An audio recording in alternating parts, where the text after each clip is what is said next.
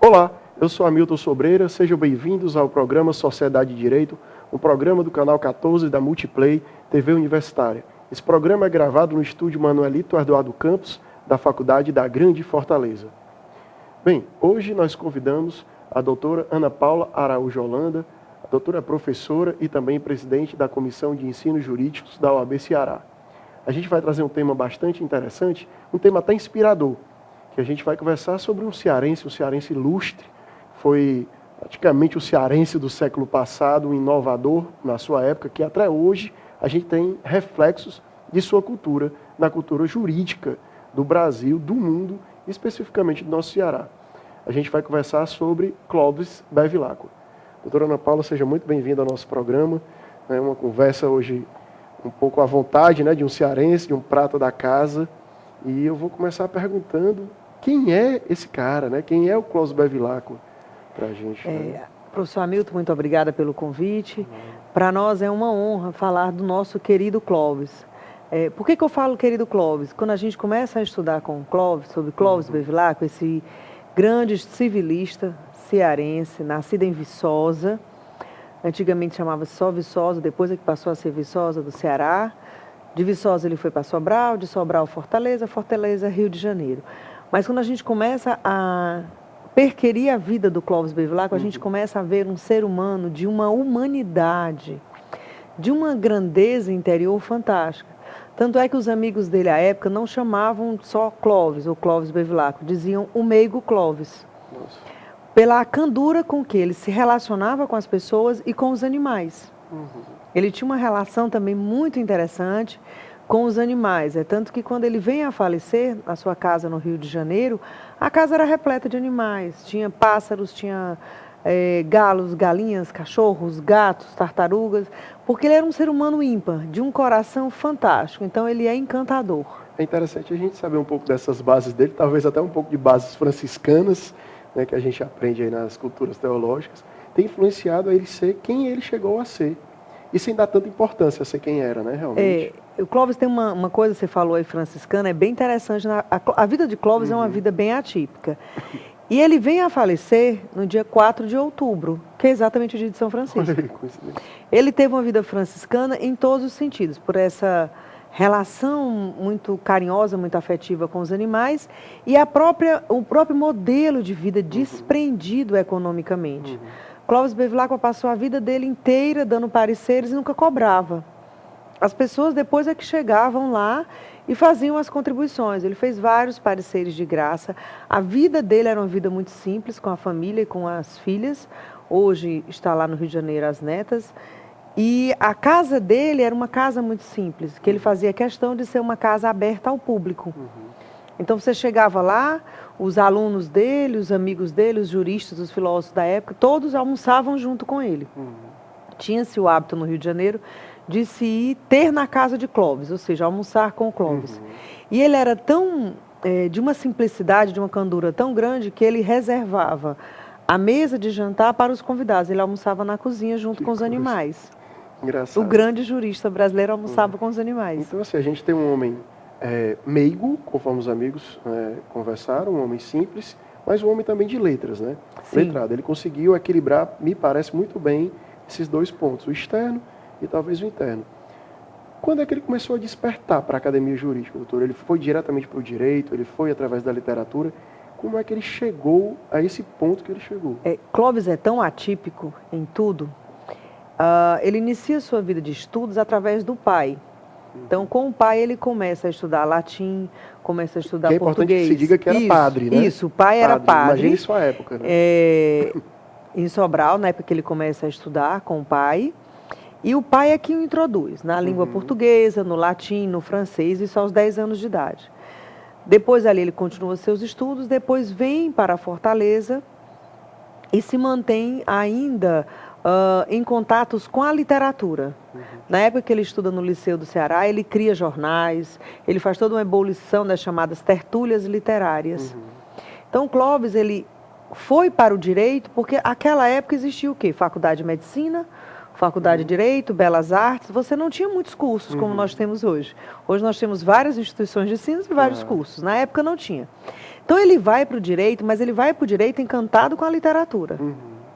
Tá certo? Então ele vai para o Rio de Janeiro, faz os estudos dele preparatórios para ingressar na Academia de Direito. E um fato interessante, tá, professor Hamilton? Veja que ele vai para o Rio de Janeiro. A família tinha recursos, poderia manter o filho no Rio de Janeiro. Lá ele estuda, e o que seria natural para um cearense? Vamos pensar até hoje. Os nossos cearenses, nós somos um pouco meio que o judeu do mundo, né? Sim, a gente desgarrado vai para o mundo inteiro. Mas o cearense, pelo menos até a década de 80, falava muito assim, eu vou morar em São Paulo. Sim. Né?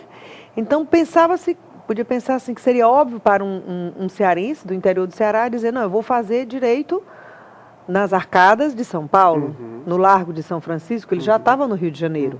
Quer dizer, já estava aclimatado com aquela realidade do Sudeste. Mas não, Clóvis opta por fazer direito na Faculdade de Direito do Recife. E segundo a gente vê nos relatos e nos estudos que a gente fez dos historiadores e das correspondências que ele travou com a mãe dele, que era um grande referencial de vida para ele, ele opta por ficar em Recife porque era mais perto da família. Ele tem um senso de família, um carinho muito grande. Então, ele poderia ter ficado em São Paulo, mas ele pede para vir para Recife, faz a sua seleção, seus estudos em Recife, porque era mais fácil se comunicar com a família e mais fácil se deslocar e estar perto do seio familiar. Então, isso é uma característica também bem marcante. E ele ingressa na Faculdade de Direito de Recife e não se encanta inicialmente com o direito. Ele passa, vamos dizer, quase 3 anos da vida dele acadêmica encantado com a literatura. Isso é até um bom recado para os colegas que estão iniciando aí no direito, que veja, Cláudio Bevilacqua, talvez um dos maiores nomes dos juristas brasileiros, não se encantou no primeiro momento com o direito. Depois de 3 anos é que ele começa a desfrutar para isso, né? Inclusive, assim, na literatura, ele foi um dos cofundadores da Academia Brasileira de Letras, né? Isso. Clóvis tem essa marca, né? Desde jovem, ele participava dos movimentos de literatura, mas movimentos colegiados. Não era ele sozinho, era ele sempre com um grupo de pessoas. Na época do colégio, era ele, Rocha Lima, Capistrano de Abreu, certo? Então, ele sempre tentava fundar associações, estava sempre associado à pessoa. Né? Ele não trazia a coisa para uma característica individual. E com isso ele ajuda, nesse período, junto com Rocha Lima, a criar a Academia Francesa, que era no Ceará, tá? Mas aos moldes da Academia Francesa de Letras. Talvez os ensinamentos do seu pai, né? Que introduziu na língua francesa. E aí ele vai e cria essa ideia de associação para fins de literatura, para discussões políticas. Nós ainda vivíamos nessa época dos estudos dele, o Brasil Império. Né? Ele ingressa na Faculdade de Direito e se forma ainda Brasil Império, mas ele era um republicano convicto, não escondia isso de ninguém. Nas publicações, no período da faculdade, ele deixa muito claras suas aspirações da democracia e da república. E é muito bom quando você diz assim, olha aí os nossos alunos. Eu tenho também dito, e você como professor, a gente diz para os alunos, olha, a primeira coisa no direito é gostar de ler. Claro. Então ele gostava de ler, e gostava de fazer crítica literária, e gostava de escrever.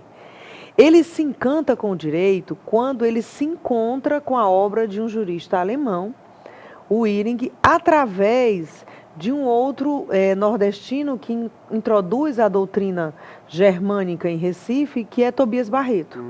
Tobias Barreto, quando ingressa para ser professor da Faculdade de Direito em Recife, ele traz todo esse manancial da doutrina germânica, que hoje ainda é uma doutrina muito forte em Recife. E aí ele se encanta quando ele lê um livro do Iring chamado A Finalidade do Direito. Aí ele passa a ver o direito de uma forma diferente, ou seja, não mais só aquele direito positivista, hermético, mas aquele direito que pode ser um direito transformador.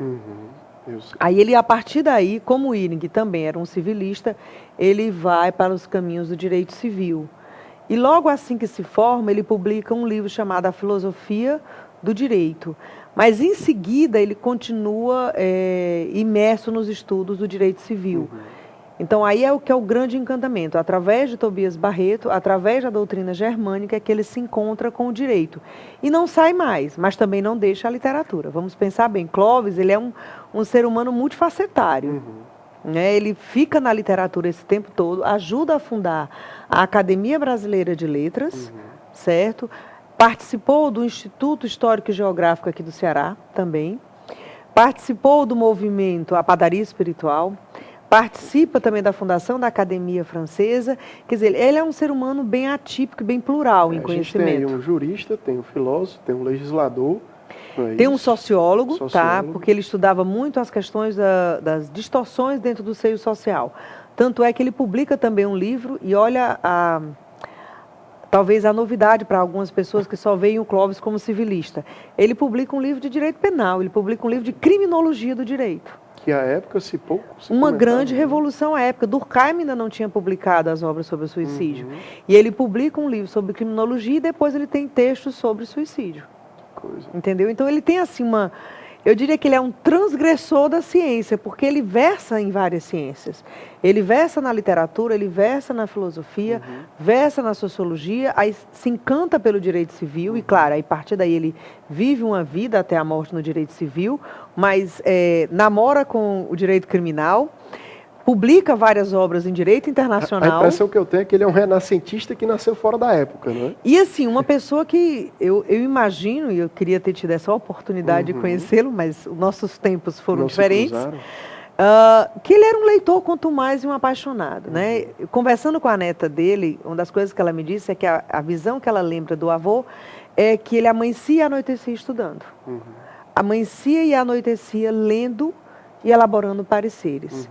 Quer dizer, um homem desse que aprendeu várias línguas, apenas com uma gramática e um dicionário, né, que faz um código civil em 6 meses. Como então, assim, é uma pessoa fantástica. Do Código Civil. Ele foi chamado para elaborar o quê? Mais ou menos em 1900? Foi mais ou menos assim. Veja que nós passamos o período do Império, relembrando um pouco a história do Brasil, né? Na nossa Constituição de 1824, já havia o indicativo da necessidade do Brasil ter um código criminal e um código civil. Porque mesmo com o Brasil independente de Portugal, o Brasil Império, a gente ainda continuava utilizando as normas portuguesas, as ordenações, porque nós não tínhamos um código. No Império surge o Código Criminal e surge o Código Comercial. Mas vários juristas tentaram elaborar, foram convidados. Um dos principais é Teixeira de Freitas, que faz uma obra fenomenal, que já não foi mais nem um código civil, ele chama de um código de direito privado. Mas esses esboços de código não vêm a se frutificar, ou seja, não vêm a se materializar, não vêm a ser aprovado e nem entra na pauta até do Congresso, né, do nosso parlamento. E aí, a recém-república se vê num problema sério. Como é que você tem um Estado republicano, uma nova Constituição e não tem os normativos civis para reger essas relações sociais, né? Então, Epitácio Pessoa, então ministro da Justiça, que estudou com ele na Faculdade de Direito do Recife, já sabia das publicações que ele já tinha em Direito Civil, porque nessa época Clóvis já era professor da Faculdade de Direito de Recife, certo? Clóvis, primeiro, inicialmente, ele passa como ele é aprovado num concurso, que também é outra coisa atípica. Há tempo a gente falar desse concurso? A gente pode seguir. Vamos seguindo. Se tiver, a gente volta. Vamos lá. Mas ele, enfim, começa a ser professor do anexo de filosofia da Faculdade de Direito, e depois esse anexo é extinto e ele vai para a Faculdade de Direito. Então, lá ele já tinha publicado alguns textos e livros sobre direito civil. Aí Epitácio Pessoa vê nele, né, o jovem, que ele ainda era muito jovem, ideal para vencer esse desafio, que muitos outros juristas já tinham tentado. E quando Clóvis Bevilacqua é convidado em 1899, ou seja, nós éramos recém-república, né? Ele faz esse desafio em 6 meses. Uma obra Olha, você conseguiu imensa. fazer um código em 6 meses. Claro que ele pegou muitas coisas do esboço de Teixeira de Freitas. Ele bebeu na fonte do Código francês, ele bebeu na fonte do Código alemão, até porque ele tinha uma relação muito próxima com os alemães. Mas foi um feito fantástico. Em 6 meses você entregar um projeto. E aí o Congresso demora aí uns 15, 16 anos mais ou menos para poder... O Congresso demora quase 16 anos. Só em 1916, 1915, o Código é aprovado, tá certo? E 1º de janeiro de 1916, o Código é publicado, para entrar em vigor um ano depois. A vacatio legis foi de 1 ano. Então você imagina que a gente teve aí uma digestão legislativa muito longa e foi árdua para o Clóvis Bevilacqua. Por quê? À época, quando o Clóvis é convidado para redigir o Código Civil, o jurista de maior projeção no Brasil era Rui Barbosa, que foi um grande jurista, nós não podemos jamais tirar esse mérito de Rui, ajudou a fundação da República Brasileira, né? Ele é um dos grandes mentores da primeira Constituição brasileira, e eu acho que o Rui sonhou em ser o codificador, certo? E não deu para ele, né? E não deu para ele. Deu para esse cearense, desconhecido de todos. Então, Rui, senador, atormentou o Clóvis Bevilacqua durante muito tempo, questionando vários artigos. Agora, ressalte-se, o questionamento do Rui não era de conteúdo. Perfeito. A maioria dos questionamentos do Rui Barbosa era a forma linguística. E como eu disse no começo, Clóvis era uma pessoa simples, uma pessoa muito... Então, um linguajar mais acessível. E aí ele disse, eu não vou redigir, não convém para um Estado que está se fundando agora enquanto república, onde nós temos uma infinidade de pessoas analfabetas, onde nós temos pessoas que não têm acesso ao ensino superior, fazer um código que não seja acessível à leitura. E tanto é que foi acessível que ele durou quase 90 anos. Exatamente. Né? Hoje, né, agora nesse ano de 2016, a gente está fazendo 100 anos, estaria fazendo 100 anos, e o novo código veio modificar, em 2002, e veio modificar porque supostamente o Código 16 estaria atrasado, e o de 2002 também já continuou atrasado né? pela própria evolução social. Professor, tem 2 casos que eu queria ver do Clóvis que eu acho bem interessante. Ele foi um dos cofundadores da Academia Brasileira de Letras, e ele mesmo teve um problema com a Academia Brasileira de Letras, não foi isso? Quando a esposa quis adentrar. E o outro é do caso Olga. Duas mulheres, né? Num ano em que a gente tem a primeira vice-presidente mulher aqui na OAB do Estado do Ceará, isso é importante colocar, tem também na sua diretoria a secretária-geral também, que é uma advogada, e várias mulheres participando intensamente. É importante a gente trazer esses casos até para suprir uma injustiça com relação ao Clóvis Bevilacqua, que a doutora vai colocar, né? Olha, eu acho fantástico a vida como ela vai conjugando ideais e conjugando justiça e verdade. A OAB pautou que esse ano seria o ano da mulher. Sim. Né? É o ano da mulher, por uma conquista que nós tivemos que lutar muito, por uma maior participação das mulheres, e o Ceará deu esse grande exemplo com a vice-presidente mulher, a professora Roberta Vasques. E aí a Academia de Cultura Jurídica, a Academia Brasileira de Cultura Jurídica, juntamente com o Instituto dos Advogados do Ceará, propõe ao presidente da OAB, Dr. Marcelo Mota, que seja conjugado o ano da mulher com o ano Clóvis Bevilacqua, em virtude de nós estarmos completando 100 anos do Código de Clóvis. Olha que união maravilhosa. Claro. Ano da mulher é ano de Clóvis. Por quê? Porque Clóvis, ele é um ser humano tão fantástico, gente. Vamos pensar que Clóvis nasceu no século XIX, se forma no século XIX e vem a falecer no século XX. Então, os valores do Brasil eram bem diferentes de hoje, mas ele era vanguarda na época. E eu trouxe esse tema justamente para a gente colocar essa ligação dele com a mulher. A briga dele, a briga entre aspas, né, dele com a Academia Brasileira de Letras foi justamente essa, né? É a grande querela, e vamos pensar o Código Civil, que é esse código que está completando 100 anos. Quando o Clóvis redige e entrega em 1900 o código era de extrema vanguarda, inclusive no que tange a mulher, tá? Ele passa por uma série de emendas e ocorreram retrocessos. Mas, por exemplo, a título de exemplo, o Código de 16 previa a outorgo-chória, quer dizer, a mulher tinha que outorgar quando o marido quisesse fazer vendas de imóveis e tal. Isso era uma coisa de extrema vanguarda. Imagine o Brasil recém-república. Porque o referencial de vida em Clóvis Bevilacqua é a mulher. A mãe dele foi o grande referencial de vida. Ele vem para Recife para ficar perto da família, em especial perto da mãe. Ele troca várias cartas lindas com a mãe. No sistema patriarcal à época, ele fazer uma novidade dessa, né? Ele casa com a Amélia Bevilacqua. Amélia de Freitas Bevilacqua era uma poetisa. Certo? Então você imagine um jurista casando com uma poetisa num Brasil extremamente conservador. E as poesias dela eram de várias transgressões para a época. Ela falava de amor, ela falava de sexo, ela falava de rupturas sociais. E Clóvis deu total apoio. Tanto é que eles publicam um livro, Direito e Literatura. E quando a mulher dele, há uma vaga na Academia Brasileira de Letras, e ela postula, por ela já ter várias obras publicadas, ela postula a inscrição para fazer parte da academia. E qual o susto dela e de Clóvis Bevilacqua? O pedido de inscrição dela é negado, quer dizer, é a inscrição, não é nem ainda a análise da capacidade dela enquanto intelectual, por ela ser mulher. A alegativa dos acadêmicos de então é que não poderia ser aceita a inscrição de uma mulher, porque o estatuto da academia, que Clóvis ajudou a fundar, falava em homem. E ele disse, mas não foi falado em homem no sentido de gênero, é do ser humano. Mas eles não fizeram nenhuma revisão ao entendimento, e aí o Clóvis disse: nunca mais adentrarei nesta academia que rejeita a possibilidade de uma mulher fazer parte. Ou seja, não é porque foi a esposa dele negada. O questionamento dele com a academia é uma mulher. Porque para ele a mulher era um ser intocável, com todos os plenos direitos. E daí a gente já pega o gancho também de uma suposta injustiça que foi feita com esse jurista, né, no caso defensor das mulheres, porque a gente já viu o caso da proximidade dele com a família, com a mãe, da defesa dele com relação às mulheres no próprio Código Civil, da defesa dele com relação à sua própria esposa, sua companheira.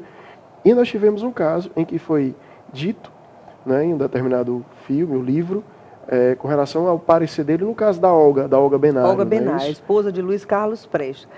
É uma das grandes injustiças e uma tentativa de macular a imagem do nosso querido Clóvis, do nosso meigo Clóvis. Clóvis, à época, era o secretário do Ministério das Relações Exteriores, o que seria hoje equivalente ao Itamaraty. Ele exerceu essa função por mais de 30 anos, pela confiança que ele detinha de todos os presidentes que se sucederam. E, à época, Getúlio Vargas era presidente do Brasil. E nós vivíamos aquela dicotomia, principalmente em relação aos marxistas. Em relação ao pensamento trabalhista de Getúlio Vargas, né, um Estado com um viés autoritário muito grande, e Luiz Carlos Prestes, é sabido de todos, e Olga Benário, que eles eram comunistas. Olga é deportada do Brasil grávida, volta para a Alemanha deportada, e Alexandre de Moraes imputou no livro dele, Olga, e isso tem também no filme, que tinha sido um parecer de Clóvis Bevilacqua, que tinha fundamentado essa deportação de Olga Benário. Não existe esse parecer. Né? Nós temos, inclusive, uma comissão de juristas cearenses, capitaneada pelo professor José Lira, que é professor da Universidade da UVA, Universidade de Sobral. O escritor foi o escritor do livro? Fernando Moraes. Fernando Moraes. Só a correçãozinha que tinha ficado Alexandre, né? Fernando Moraes. Fernando Moraes, com certeza. Alexandre Moraes é o nosso constitucionalista, né? Fernando Moraes, e houve, inclusive, uma nota de desagravo no passado, juntamente com a AB Ceará, para que a gente possa, de alguma forma, limpar a imagem do Clóvis Bevilacqua, porque, por mais que você tenha dito isso, na minha dissertação de mestrado eu tratei isso, tem um livro do Cássio Schumberg que trata isso, nós temos o historiador já falecido Silvio Meira, civilista também, que coloca isso muito claramente, que não houve... Não há nem dado concreto sobre isso. Se olhar o parecer que tratou do caso Olga junto ao Ministério das Relações Exteriores, não tem nenhum traço do Clóvis Bevilacqua e não tem nenhuma assinatura. Quer dizer, foi uma das grandes máculas que um jornalista cometeu.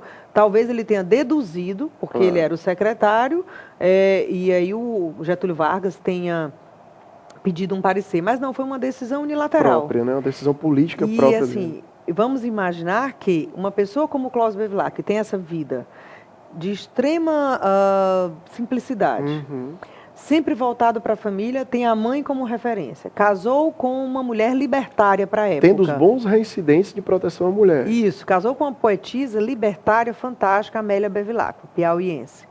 Defende intransigentemente os direitos da mulher no Código, dentro daquele contexto da época. Nós não podemos cobrar alguns direitos que as mulheres têm hoje em 1900. Né? Claro. Dentro do contexto da sociedade, o Código era vanguarda.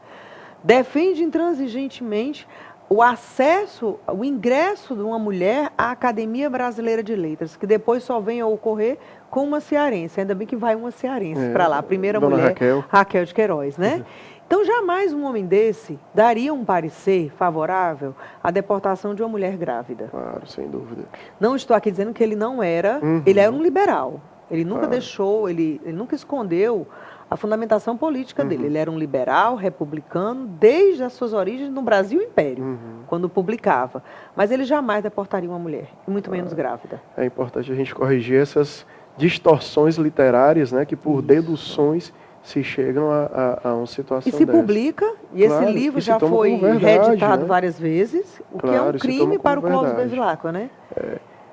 Professor, eu só tenho a agradecer. Quando o assunto é gostoso, ele passa rápido, Nossa, não é isso? passa muito rápido. A gente teria aqui programas e programas para tentar descobrir quem é Clóvis Bevilacqua, mas foi importante para a gente, para você de casa, para todos nós, alunos, ou quem gosta do direito, um pouco curioso, que a curiosidade deve ser inata ao operador do direito, né?